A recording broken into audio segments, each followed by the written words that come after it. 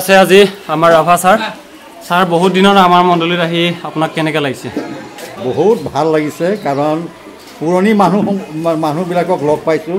তেওঁলোকক লগ পাই মই নিজেই মানে আনন্দ উপভোগ কৰিছোঁ। হয় হয়, খুব ভাল লাগিছে, ধন্যবাদ। আৰু ভৱিষ্যতেও লগ পাম। হয়, নিশ্চয় নিশ্চয়, ধন্যবাদ। আজি এই স্পেচিয়েল দিনটোৰ বাবে কি ক'বা? ভাল লাগিলে, আজি প্ৰগ্ৰামো ভাল হ'ল। কাৰেণ্টে অলপ ডিষ্টাৰ্ব কৰিলে, অলপ অসুবিধা, তথাপিও আমি চৈতন্যৰ শক্তিক আমি হেৰাই দিছোঁ। প্ৰভুৱে আশীৰ্বাদ কৰিলে, আশীৰ্বাদ চবৰে পৰিচাৰ কৰি থাকিব। হয় হয়, ভাল লাগিলে। লগ পাম নিশ্চয় নিশ্চয়। সকলোলৈ মহান ত্ৰাণকৰ্তা প্ৰভু যীশুৰ নামত নমস্কাৰ। আজি আমাৰ বাবে অতি সুখৰ বিষয় হয়, কাৰণ যিহেতু আমাৰ ষ্টাৰ ছানডে পাৰ হ'ল, প্ৰভু যীশু পুনৰাই জি উঠিল মৃত্যুৰ পৰা, আৰু সেই দিনৰ পৰাই আজিৰ দিনলৈকে 40 দিন হ'ল। আৰু আজিৰ দিনটো বুলি কৈছোঁ, হয়তো আজিৰ যিটো দিন হয় বা তাৰিখ হয় সেই বুলি নহয়, কিন্তু 40 দিনৰ পিছত যিহেতু স্বৰ্গলৈ গৈছিল, আৰু সেই যোৱা দিনটো আজি আমি মণ্ডলীয়ে উদযাপন কৰিবলৈ আমি গোটেইখিনিয়ে গোট খাইছোঁ। আৰু আমি এই বছৰ বুলিয়ে নহয়, আমি প্ৰত্যেক বছৰে মানি আহিছোঁ।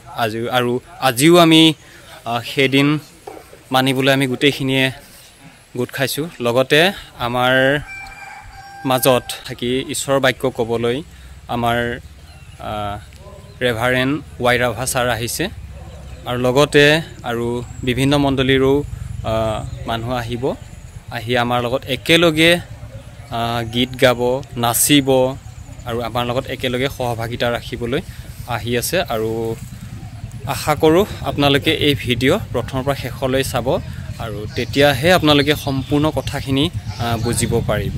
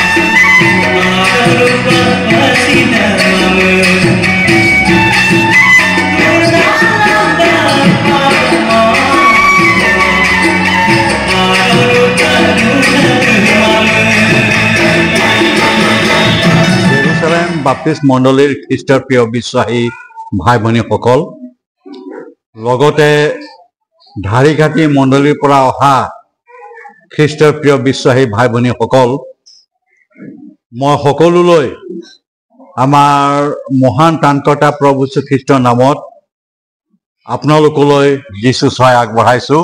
প্ৰভু আমাৰ লগত থাকক, প্ৰভুৱে আমাক সকলোকে আশীৰ্বাদিত কৰক। আজি এটি বিশেষ দিন, যি দিনত নেকি প্ৰভু যীশুখ্ৰীষ্ট স্বৰ্গলৈ গ'ল, স্বৰ্গাৰোহণ হ'ল। আৰু এইটো আমাৰ সকলোৰে কাৰণে গৌৰৱৰ দিন, আনন্দৰ দিন। আৰু আমি সেই দিন উদযাপন কৰোঁতে আমি এইটো বিষয়টো আমাৰ স্মৰণত লৈ আহিছোঁ যে প্ৰভু যীশুখ্ৰীষ্ট এই জগতৰ পৰা স্বৰ্গলৈ গ'ল, আৰু যোৱাৰ যিটো উদ্দেশ্য, সেই উদ্দেশ্যসমূহ আমি পবিত্ৰ বাইবেলৰ পৰা আলোচনা কৰি যাতে সেই উদ্দেশ্যৰ সাৰ্থক ৰূপে আমি বিশ্বাসীসকলে যাতে হ'ব পাৰিম, সেই উদ্দেশ্যলৈ আজি এই কাৰ্যসূচী আমি হাতত ৰাখিছোঁ। মই বেছি দীঘলীয়াকৈও নকওঁ, কাৰেণ্টো নাই, খুব ছুটিকৈ আলোচনা কৰি সমাপ্ত কৰিম। আৰু আলোচনা কৰোঁতে আমি আটাই যাতে মনে মনে থাকিম। এই স্বৰ্গাৰোহণ দিনটো আমাৰ বাপ্তিষ্ট ডিনমিনেশ্যনৰ প্ৰায় মণ্ডলীত তেনেকুৱা উদযাপন নকৰে। কিন্তু কিছুমান মণ্ডলীয়ে এই দিনটো উদযাপন কৰে, পালন কৰে। কিন্তু আমাৰ বাপ্তিষ্ট মণ্ডলীৰ বাহিৰে এনেকুৱা মণ্ডলীসমূহ আছে, এনেকুৱা ডিনমিনেশ্যনসমূহ আছে, যিসকলে নেকি এই দিন উদযাপন কৰি, এই দিন পালন কৰি তেওঁবিলাকে প্ৰভু যীশুখ্ৰীষ্টৰ স্বৰ্গীয় আশীৰ্বাদৰ ভাগী হয়।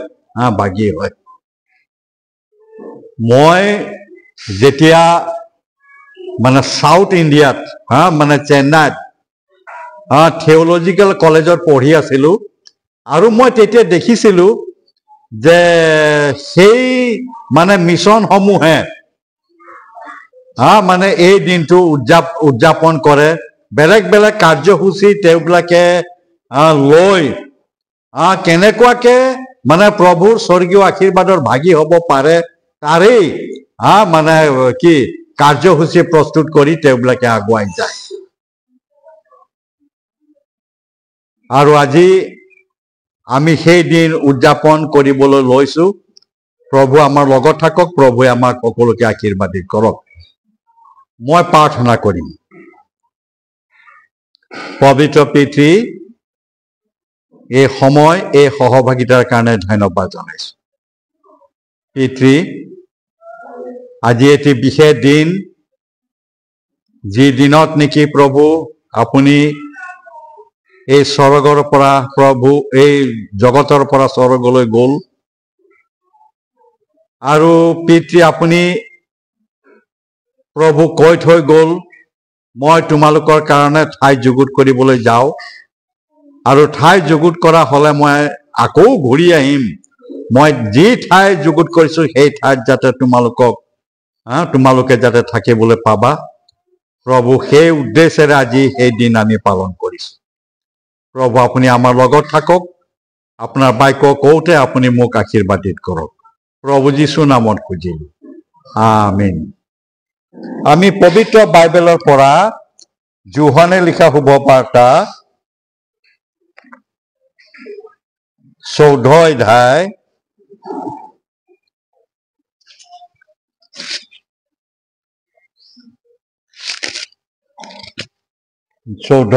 1-3 পদ। শাস্ত্ৰীয় বাক্যত এইদৰে লিখা আছে, তোমালোকৰ হৃদয় ব্যাকুল নহওক, ঈশ্বৰৰ বিশ্বাস কৰা আৰু মোতো বিশ্বাস কৰা। মোৰ পিতৃৰ ঘৰত অনেক থকা ঠাই আছে, নোহোৱা হ'লে তোমালোকক ক'লোহেঁতেন, কিয়নো মই তোমালোকলৈ ঠাই যুগুত কৰিবলৈ যাওঁ আৰু মই তোমালোকলৈ যদি ঠাই যুগুত কৰোঁগৈ তেন্তে মই যি ঠাইত থাকোঁ তোমালোকো সেই ঠাইতে যেন থাকিবলৈ পাবা এই নিমিত্তে মই আকৌ আহি তোমালোকক মোৰ ওচৰলৈ লৈ যাম। ঈশ্বৰৰ জীৱনলাগ বাক্য পঢ়া আৰু শুনাৰ যোগেদি আমাক সকলোকে আশীৰ্বাদিত কৰক। আমি খ্ৰীষ্ট বিশ্বাসী ভাই ভনীসকলে আমি জানো যে প্ৰভু যীশু খ্ৰীষ্ট মৈদামৰ পৰা পুনৰুত্থিত হোৱাৰ আৰম্ভণি দিনৰ পৰা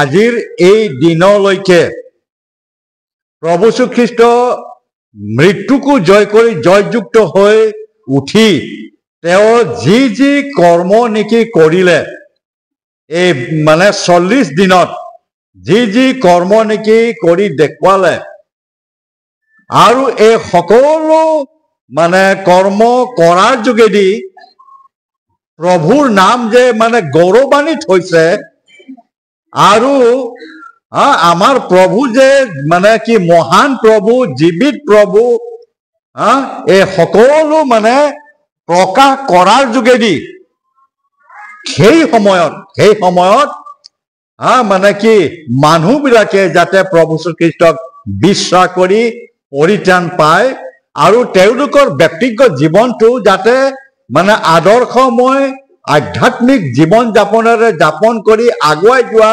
জীৱন হয় সেই উদ্দেশ্যেৰে প্ৰভু শ্ৰীকৃষ্ণই অনেক শিক্ষা দিছিল।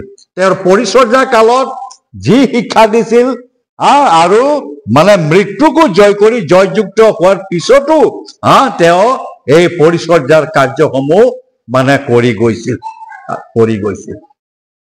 আৰু আজিৰ দিনত তেওঁ স্বৰ্গলৈ গ'ল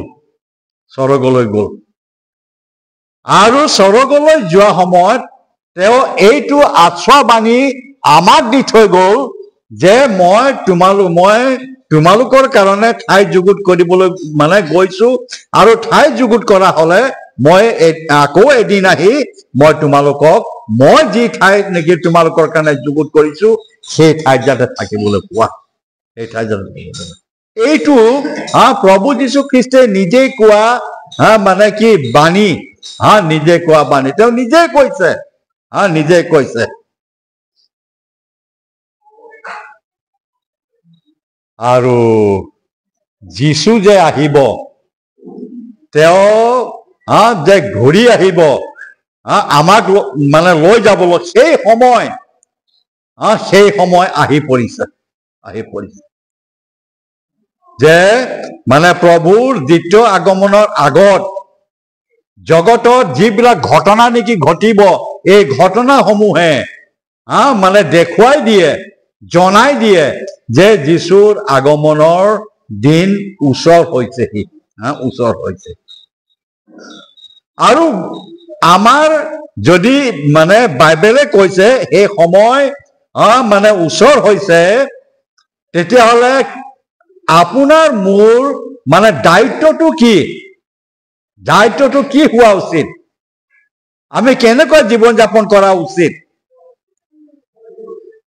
বাইবেলে সেইটোও কৈছে শাস্ত্ৰীয় বাক্যৰ যোগেদি বিশ্বাসীসকলক সতৰ্ক কৰি দিছে যে যীশু যিদৰে নেকি স্বৰ্গলৈ গ'ল সেইদৰে তেওঁ আকৌ আহিব সেই অহাৰ সময় দিন যদিও আপুনি মই নাজানো কিন্তু জগতত ঘটা ঘটনাসমূহে প্ৰকাশ কৰিছে যে প্ৰভু যীশু খ্ৰীষ্ট অতি সোনকালে আমাক লৈ যাবলৈ আহি আছে গতিকে আমাৰ দায়িত্ব আছে আমাৰ কৰ্তব্য আছে যীশুৰ লগত যোৱাৰ যদি আপোনাৰ ইচ্ছা আছে তেতিয়াহ'লে আমাৰ দায়িত্বটো হৈছে যে তেওঁৰ দ্বিতীয় আগমনলৈ আপুনি মই সদায় কি ধৈৰ্যৰে বাট চাই থকা প্ৰথম কৰিন্থিয়া 1 অধ্যায়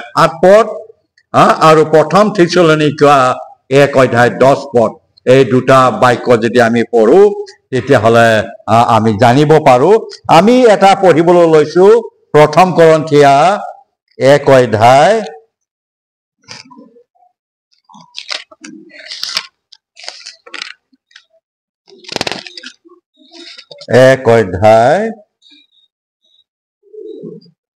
7 পদ।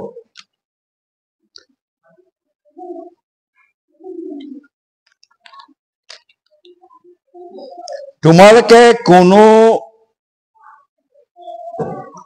কোনো বৰৰ পৰা বঞ্চিত নহয়, আমাৰ প্ৰভু যীশু খ্ৰীষ্ট প্ৰকাশিত হোৱা দিনলৈ বাট চাই থাকা। খ্ৰীষ্টৰ প্ৰিয়সকল, এই বাক্যই আমাক দেখুৱাই দিছে আমি কোনো কোনো বৰৰ পৰা যাতে বঞ্চিত নহম, কোনো বৰৰ আশীৰ্বাদৰ পৰা আপুনি মই যাতে বঞ্চিত নহম, তাৰ কাৰণে যীশুৰ সেই দ্বিতীয় আগমন প্ৰকাশিত হোৱা সময়লৈ দিনলৈ শেষলৈকে তোমালোকে বিশ্বাসী হৈ থাকা। প্ৰিয়সকল, আজি আপুনি মই ক'ব পাৰিমনে যে মই সদায় মই আগ্ৰহী হৈ আছো যীশুক আদৰণি কৰিবলৈ, যীশুৰ লগত মই যাবলৈ? কাৰণ আমাৰ স্থায়ী ঘৰটো এই জগতখন নহয়, স্থায়ী ঘৰটো হৈছে প্ৰভু যীশু খ্ৰীষ্টে যি ঠাই নেকি আপোনাৰ কাৰণে মোৰ কাৰণে যুগুত কৰিছে, সেই ঠাইটোহে আমাৰ স্থায়ী ঘৰ। স্থায়ী ঘৰ।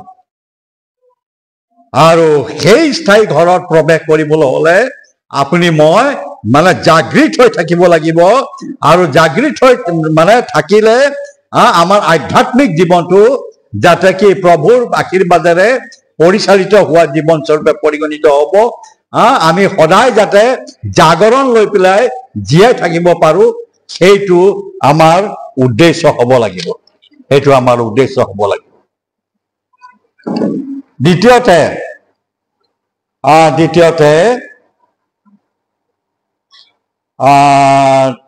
তীত 2 অধ্যায় 13 পদ আমি চাই ল'ম। তীত 2 অধ্যায় 13 পদ।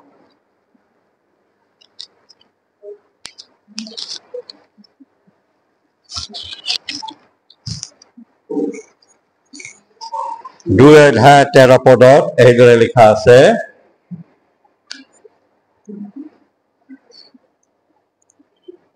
আৰু পৰম ধন্য আশা সিদ্ধিলৈ আৰু মহান ঈশ্বৰ আৰু আমাৰ ত্ৰাণকৰ্তা যীশু খ্ৰীষ্টৰ প্ৰতাপৰ আবিৰ্ভাৱলৈ যেন অপেক্ষা কৰি থাকো, সেই অনুগ্ৰহে এনে শিক্ষা আমাক দিছে। আমি তীতৰ পত্ৰত পাইছো যে সেই দিনলৈ অপেক্ষা কৰি থাকোঁতে প্ৰভুই দিয়া আমাৰ দায়িত্বসমূহ যাতে প্ৰভুৰ গৌৰৱৰ হকে কৰি আমি আগুৱাই যাব পাৰিম।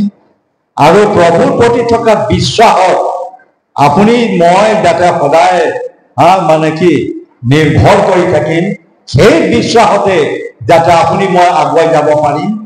আৰু আমি শেষৰ যিটো আশীৰ্বাদ, সেই আশীৰ্বাদৰ পৰা যাতে বঞ্চিত নহওঁ, তাৰ কাৰণে আমাৰ যিটো দায়িত্ব, আমাৰ যিটো কৰ্তব্য, যীশুৰ সাক্ষ্য আমাৰ ব্যক্তিগত জীৱনৰ যোগেদি যাতে দি থাকিবলৈ পাৰি।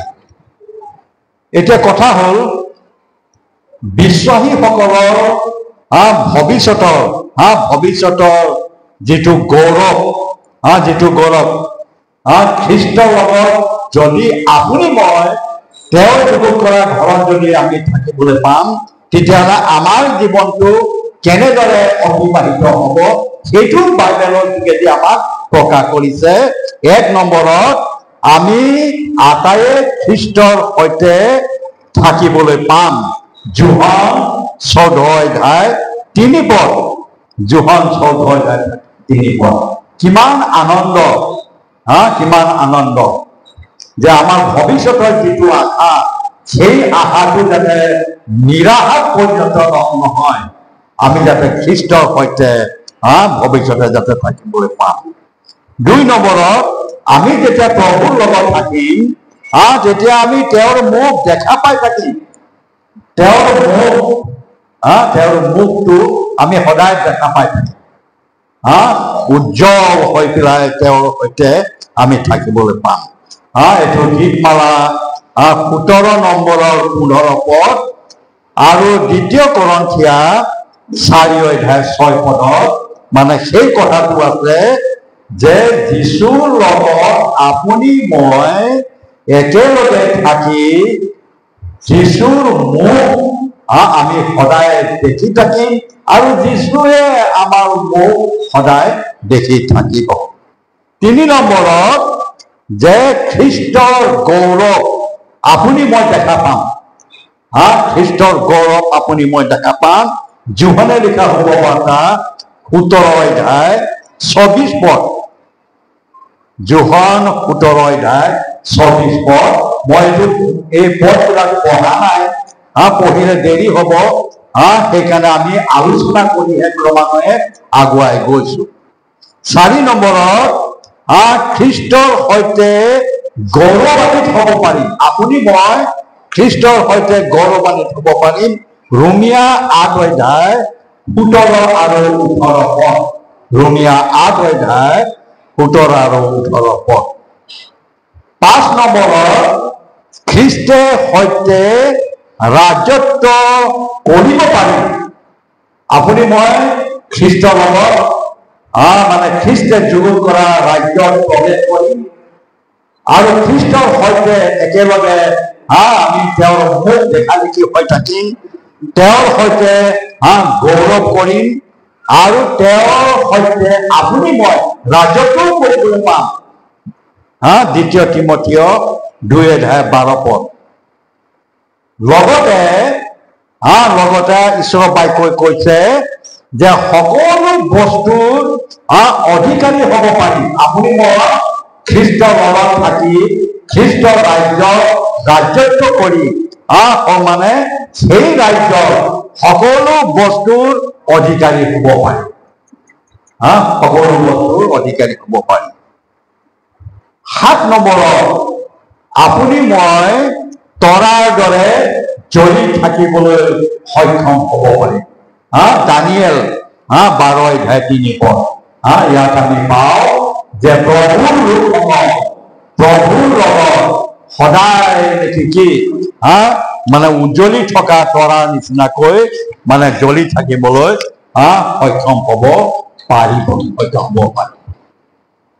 ইয়াৰ লগতে আৰু কিছুমান আশীৰ্বাদৰ ভাগি হ'বলৈ প্ৰভুৱে অনুগ্ৰহ কৰিছে, আশীৰ্বাদিত কৰিছে। এইটো কেতিয়া?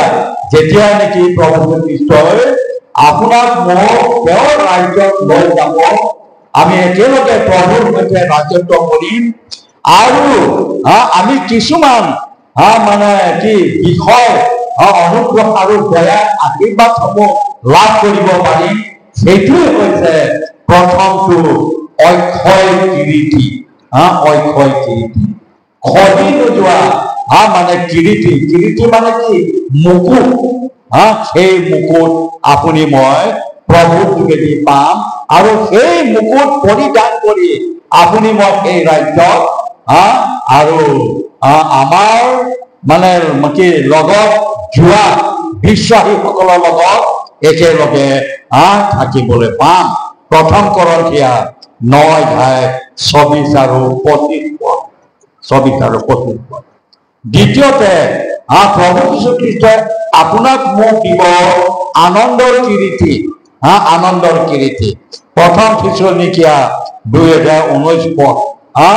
এই কিৰীটি সকলো বিশ্বাসীসকলে মানে প্ৰভুৰ যোগেদি লাভ কৰিব আৰু সেই কিৰীটিৰ অধিকাৰী হৈ মানে আমি জীৱন যাপন কৰি আগুৱাই যাব পাৰিম। 3 নম্বৰত, তেওঁ আমাক আকৌ মানে এটা কিৰীটি দিব, যিটো কিৰীটি নেকি ধাৰ্মিকতাৰ কিৰীটি। ধাৰ্মিকতাৰ কিৰীটি।